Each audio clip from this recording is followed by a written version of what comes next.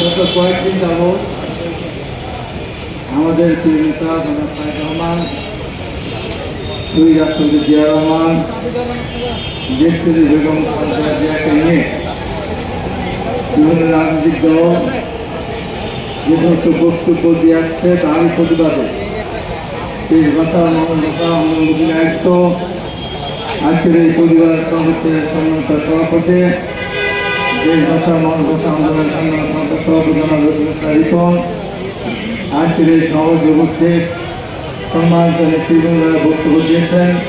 প্রিয় সাংবাদিক ভাইয়েরা, আসসালামু আলাইকুম।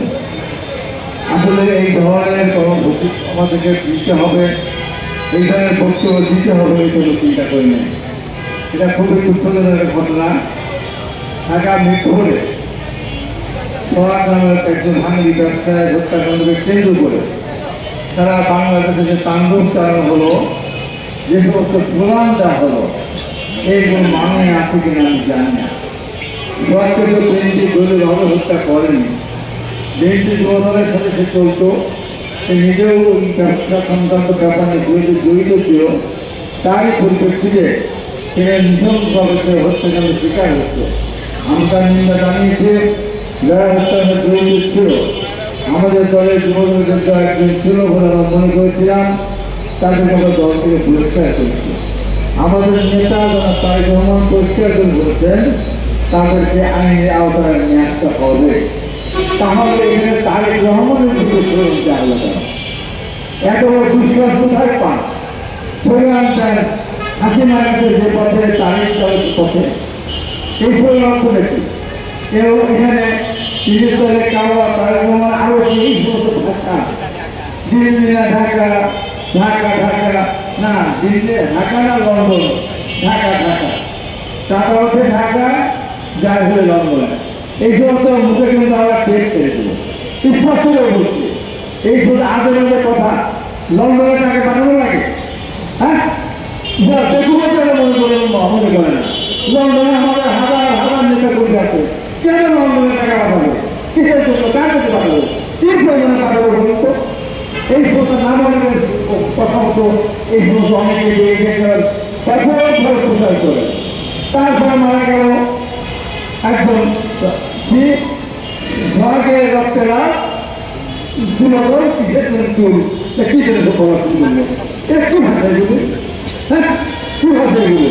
বিদেশে কয়েকজন সাংবাদিক আছে দেশ পালিয়ে গেছে, আজাদ সাহস করে নেয়, তারা ওখান থেকে বলে সেনাপ্রধান বলে উত্তর বাচ্চা সেনাপ্রধান, রাষ্ট্রপতিকে বলে তোরের বাচ্চা রাষ্ট্রপতি। এই সমস্ত ভাষাকে আমরা এই জেলার আন্দোলনের বৈঠক রপ্তানি শিখেছি। এইগুলি কেমন চলব এবং তারা আবার পরিচয় বলেই গেছিল কি বলে চম্পায়ন শিক্ষায় রাখেন।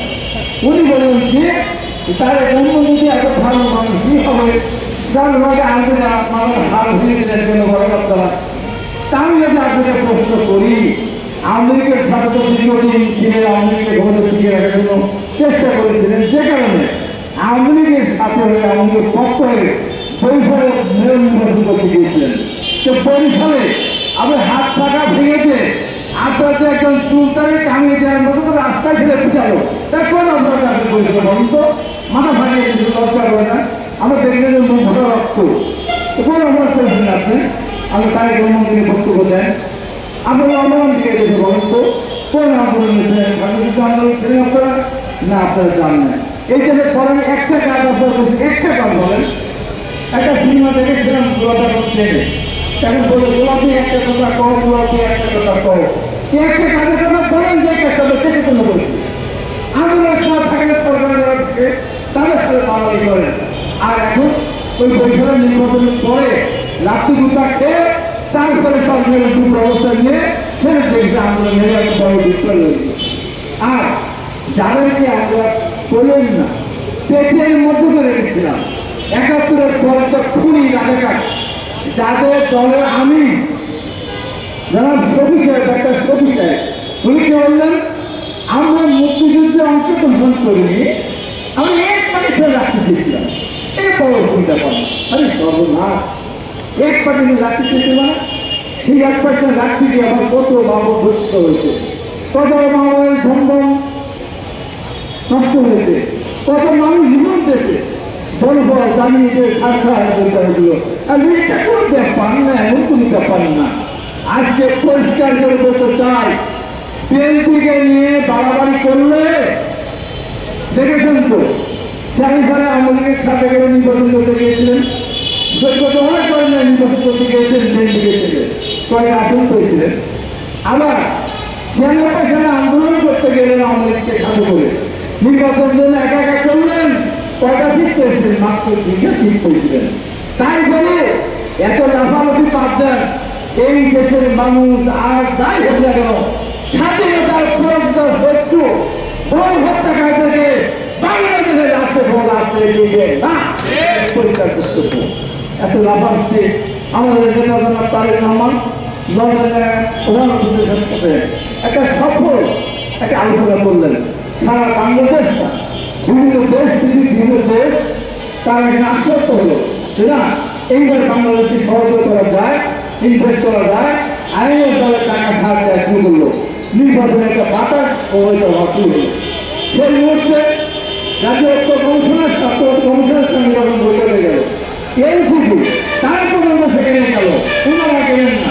ওনারা বললো তারেক রহমান কে, তারেক রহমান ওদের কি জৈবনীতির কাজ করার সঙ্গে কেন পছন্দ হবে? তারেক রহমান কে? তারেক রহমান বাংলাদেশ জাতীয়তা দলের উনি আর কষ্ট চেয়ারম্যান। তারেক রহমান মানে আগামী দিনে এই দেশের মানুষের আশা ভোটে, তারেক রহমান মানে এই দেশের স্বাধীনতার প্রতি আপনারা আর দুদিন রাস্তা রাস্তা স্লোগান দিতে হবে।